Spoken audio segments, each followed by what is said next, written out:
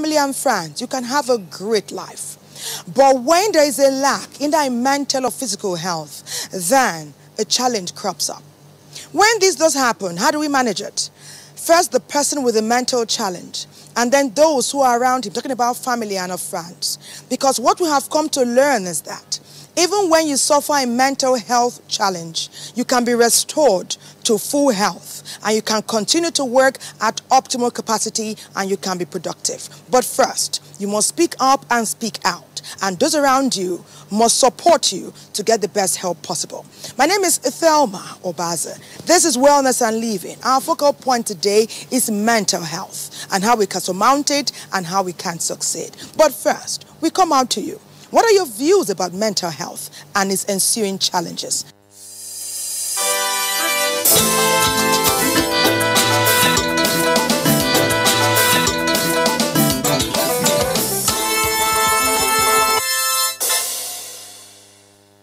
People have mental health challenges for some reasons. One of it could be depression, and secondly, it could be as a result of some things they've done unknowingly to them that has affected them. One of the things that make people have mental health challenges is probably drugs. And then the second thing is the economy of the country. A lot of people can't take care of their needs. Some, because of smoking of hard drugs, can have mental problems. So many people, some other people can maybe problems of the world. Also, some people can get mental issues because of, let's say, attack from people. In treating people with mental health, the role of love and care from the family cannot be overemphasized. You know, there's a need to, understand what the person is going through. First of all, seek medical advice. We have psychologists all over the place, And then after that, when they get back home, there's a lot of rehabilitation that has to be done on such kind of people. By loving them, caring for them, but also at the same time, we have to be very careful so that they will not influence us like them. They should be treated with love, care, and concern, so that with time, when God intervenes, the person can regain his normalcy. We first of all recognize that this one has this problem. And then secondly, with love. We love them, get to know that they have these challenges and know how to reach out to them.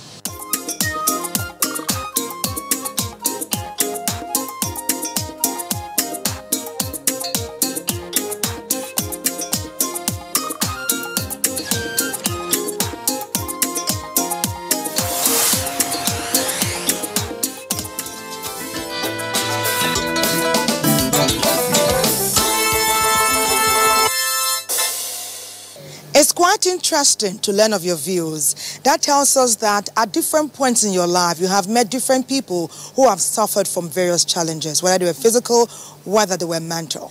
And that's why we go a step further. We get information well-researched and well-documented to further enrich this issue we're talking about today, which is mental health challenge, so that we all can learn.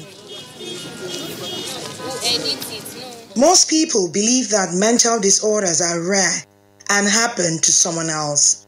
The fact is that mental disorders are common and widespread. Many family members are hardly prepared to cope with learning that their loved one has a mental illness. And a good number of people agree that it can be trying physically and emotionally. If you think you or someone you know may have a mental or emotional problem, it is important to remember that there is hope and there is help. What is mental illness? It's a disease that causes mild to severe disturbances in thought and or behavior, resulting in an inability to cope with life's ordinary demands and routines. There are more than 200 classified forms of mental illness. Some are common disorders like depression, bipolar disorder, dementia, schizophrenia, and anxiety disorders. Mental illnesses are often physical as well as emotional and psychological. It can also be triggered as a reaction to environmental stresses, genetic factors, biochemical imbalances, or a combination of all this. There is hope and help. With proper care and treatment, many individuals learn to cope or recover from mental illness or emotional disorder. Some symptoms are confused thinking, prolonged depression, that is, sadness or irritability, feelings of extreme highs and lows, social withdrawals, dramatic changes in eating or sleeping, strong feelings of anger, strained thoughts, delusions, hallucinations, suicidal thoughts, and numerous unexplained physical ailments. When mental illness rears its head, remember that abnormal behavior may be as much a surprise to the person exhibiting it as to those on the receiving end. Remember, there is hope and there is help.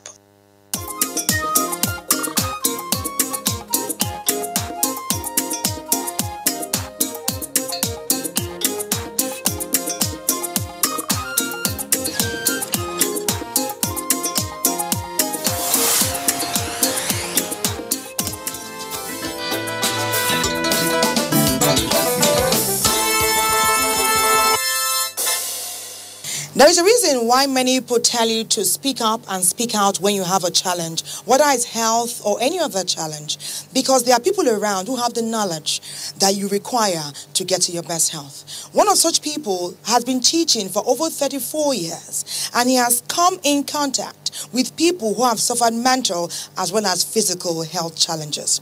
He speaks with authority, he speaks with the knowledge that when they are treated, when proper help is sought, that they can get their best health and they can surmount and be fully integrated into popular society.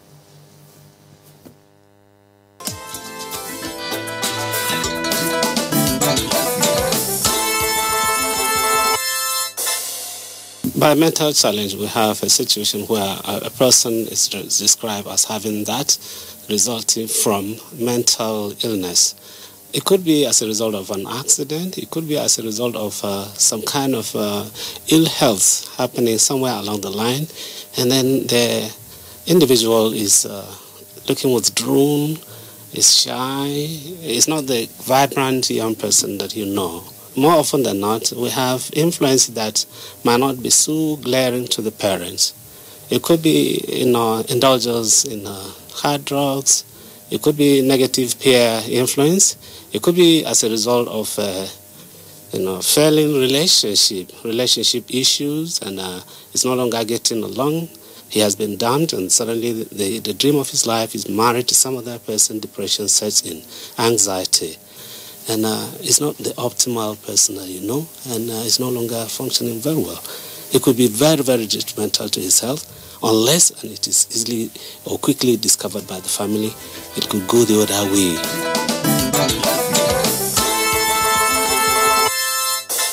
By talking to the father, let him be realistic that these are youths.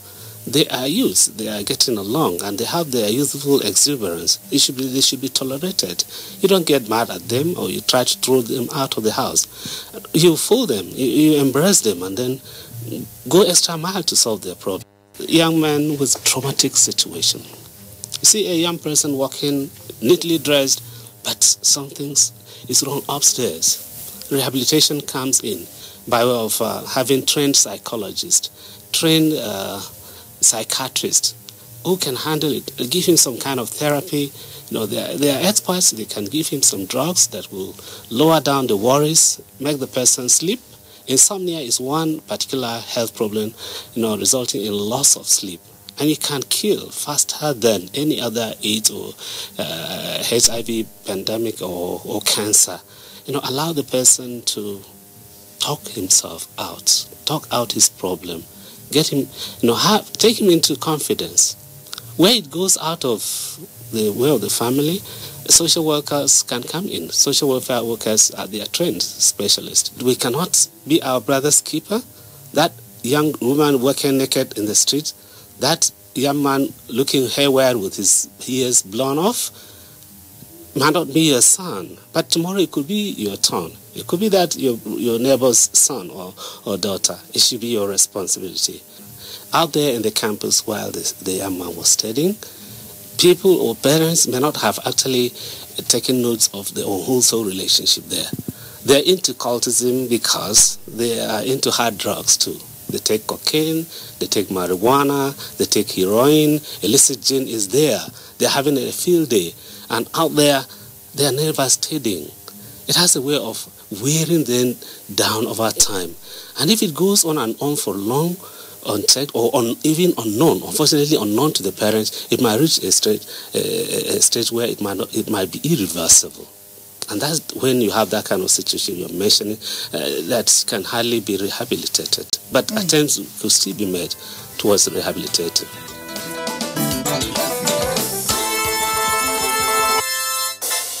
You know, we respect morality.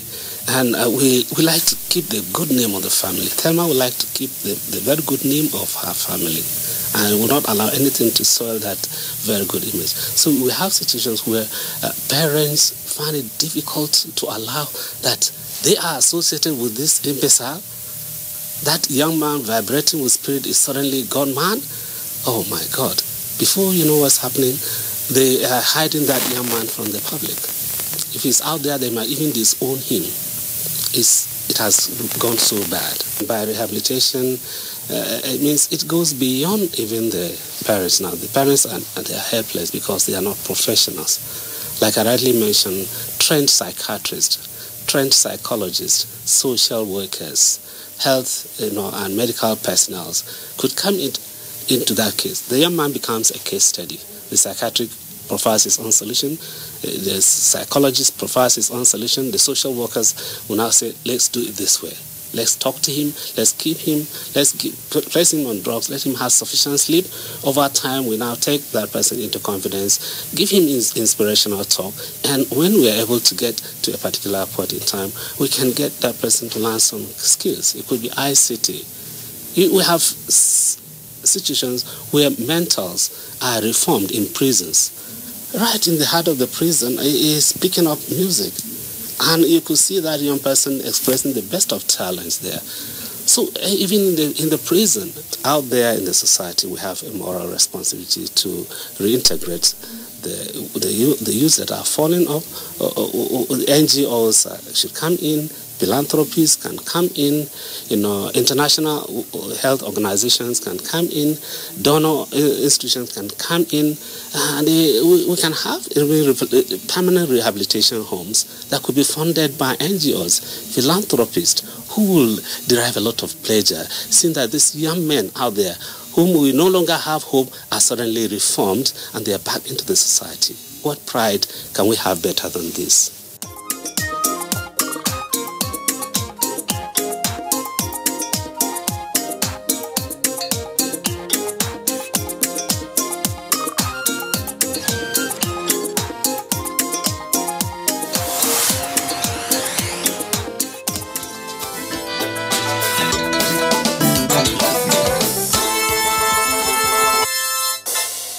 Some wise person wants to opine that if we don't take our food as medicine while we can, someday soon we'll be taking our medicine as food. Aside eating healthy, what else can you do? You can work out. We're going to do that right now. See you later. To make it easy and more manageable, you move other parts of your body while you're doing your plan. Let's start with the legs. 15. 1. 4, 5, 6, 7, 8, 9, 10, 11, 12, 13, 14, 15. 1, 2, 3, 4, 5, 6, 7, 8, 9, 10, 11, 12. There's a problem. That's it. See, that's it. The elbow, no. That's it. That's it. You lift the leg up. You can lift this leg up too. You can throw the hand down.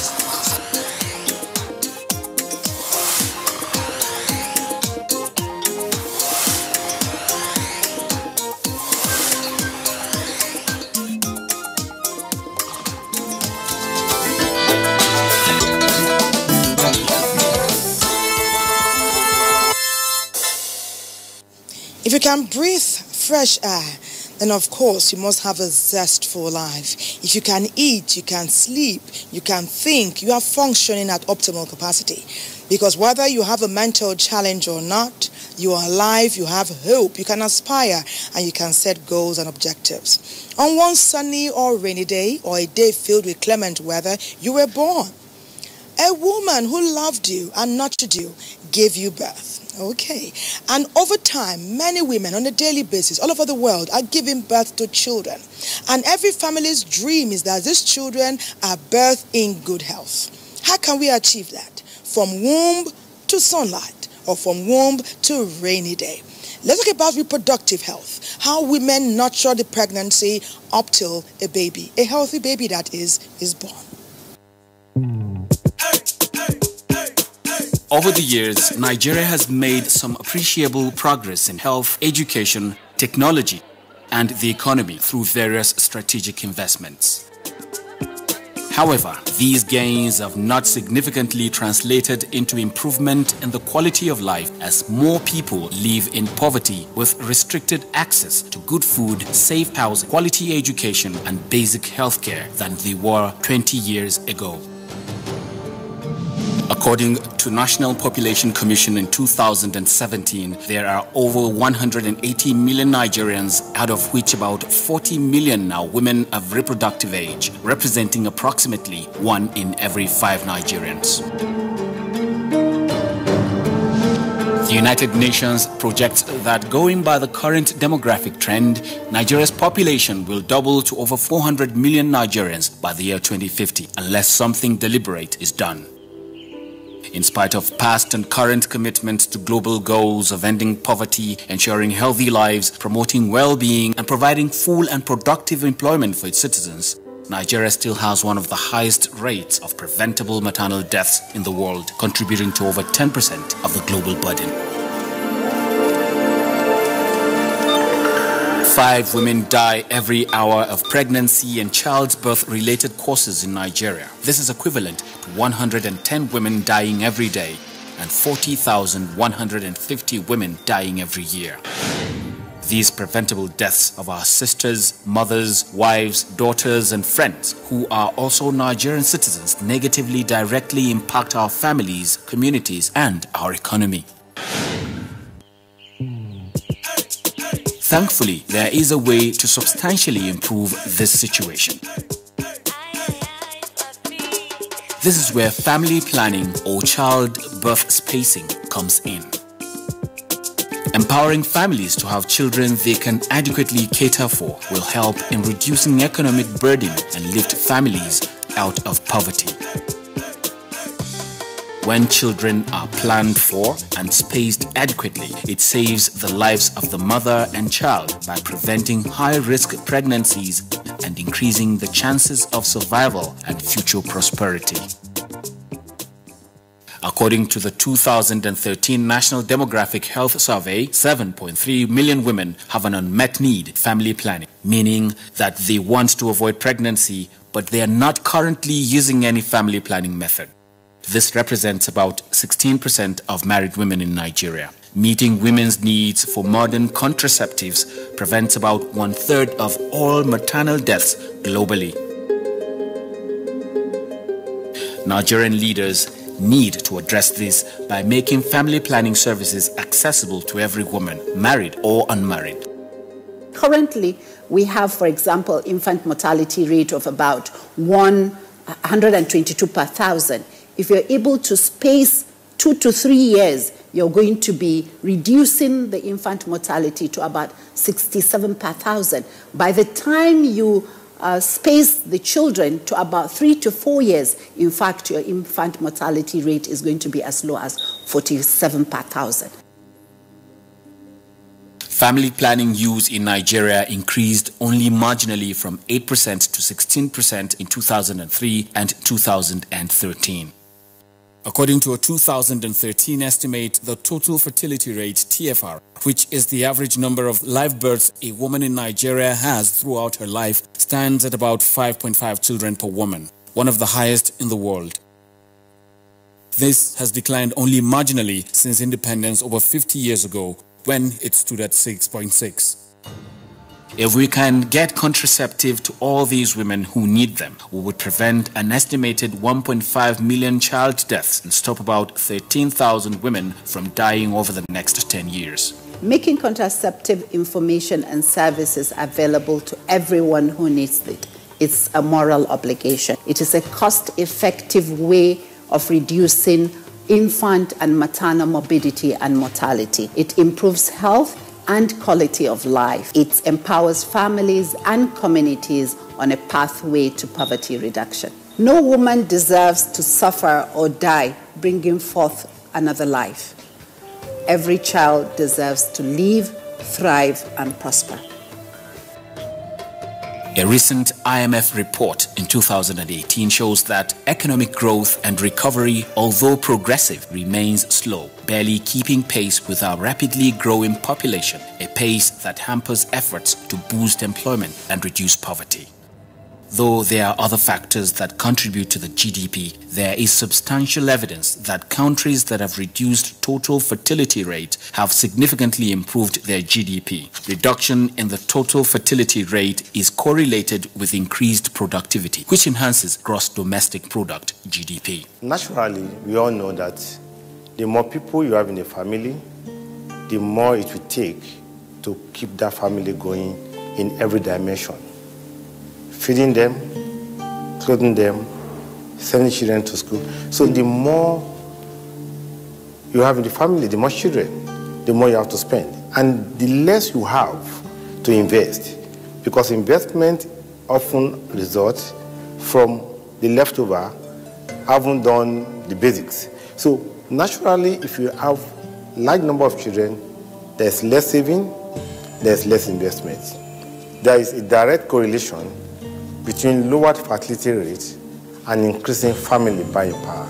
Evidence suggests that in countries where families have the number of children they can cater for, there will be reduced economic burden on the household.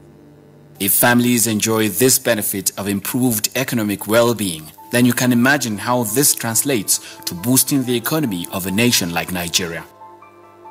With reduced burden on the household resulting from childbirth spacing, families are better able to afford good food, attain higher education levels, and have better health care. Over time, healthier, productive, educated families are better able to contribute to national development due to a more productive workforce, translating to higher overall economic growth for states and our country as a whole. More healthy, productive, educated families lead to a better society and more productive country. With more controlled population growth, the government is better able to provide quality healthcare services, education, social infrastructure, and jobs for its citizenry. Economic growth can be accelerated by prioritizing investments in family planning, in our socio-economic growth, and our recovery intervention. Government needs to take the lead in ensuring that every man and woman in our urban and rural areas have access to effective family planning as part of their focus on maternal and child death improvement. It is not enough to provide family planning services. Government should also encourage people to take up family planning as part of the effort to improve our socio-economic growth. The solution is in your hands. All you need is act now.